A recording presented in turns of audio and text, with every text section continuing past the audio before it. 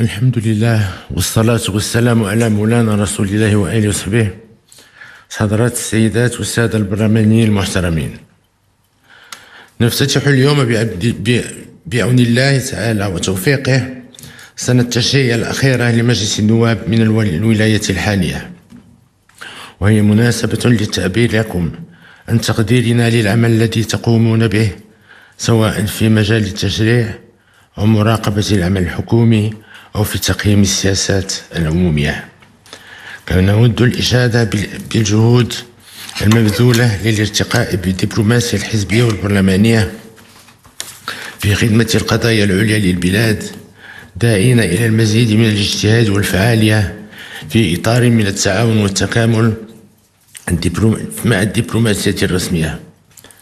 ولأن السنة الأخيرة بالنسبة لأعضاء مجلس النواب ندعوكم لتكريسها للعمل بروح الجدية والمسؤولية لاستكمال المخططات التشريعية وتنفيذ البرامج والمشاريع المفتوحة والتحلي باليقظة والالتزام في الدفاع عن قضايا المواطنين.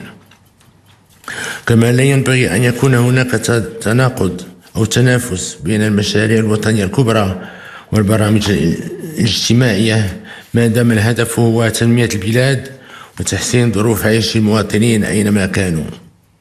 وفي نفس السياق ينبغي إعطاء عناية خاصة لتأطير المواطنين والتعريف بالمبادرات التي تتخذها السلطات العمومية ومختلف القوانين والقرارات، لا سيما تلك التي تهم حقوق وحريات المواطنين بصفة مباشرة.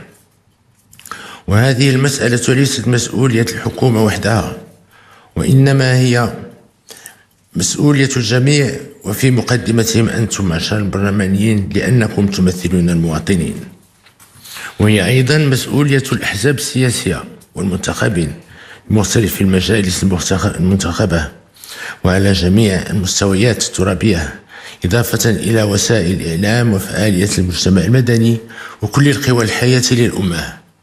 حضرات السيدات والسادة البرلمانيين، لقد دعونا في خطاب العرش الأخير إلى تسريع مسيرة المغرب الصاعد وإطلاق جيل جديد من برامج التنمية الترابية، وهي كما تعلمون من القضايا الكبرى التي تتجاوز الزمن الحكومي والبرلماني.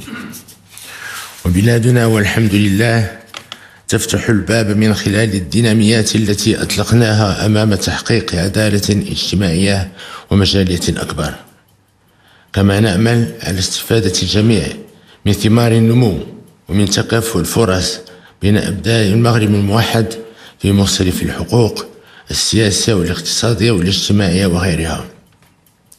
لذلك نعتبر أن مستوى التنمية المحلية والمرآة التي تعكس بصدق مدى تقدم المغرب الصاعد والمتضامن الذي نعمل جميعا على ترسيخ مكانته. فالعدالة الاجتماعية ومحاربة الفوارق المجالية ليست مجرد شعار فارغ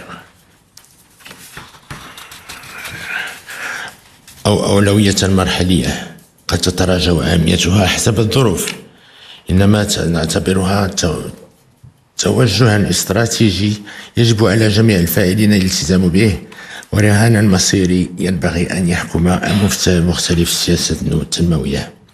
لذا فإن توجه المغرب الصاعد من أجل تحقيق العدالة الاجتماعية والمجالية يتطلب اليوم تعبئة جميع طاقاته. التحول الكبير الذي نسعى إلى تحقيقه على مستوى التنمية الترابية يتطلب تغييرا ملموسا في التعليقات في العقليات وفي طريقة العمل، وترسيخا حقيقيا لثقافة النتائج، وذلك بناء على معطيات ميدانية دقيقة وباستعمال التكنولوجيا الرقمية. لذلك ننتظر وتيرة أسرع وأثرا أقوى للجيل الجديد من برامج التنمية الترابية التي وجهناها للحكومة لإعدادها، وذلك في إطار علاقات رابح بين المجالات الحضرية والقروية. ويتعلق الأمر على الخصوص بالقضايا الرئيسية ذات الأسبقية التي حددناها وعلى رأسها تشجيع المبادرات المحلية والأنشطة الاقتصادية وتوفير فرص الشغل للشباب والنهوض بقطاعات التعليم والصحة وبتأهيل الترابي. وفي هذا الصدد ندعو الجميع كل من موقعه إلى محاربة كل الممارسات التي تضيع الوقت والجهد والإمكانات، لأنه من غير المقبول التهاون في نجاعة ومردودة الاستثمار العمومي.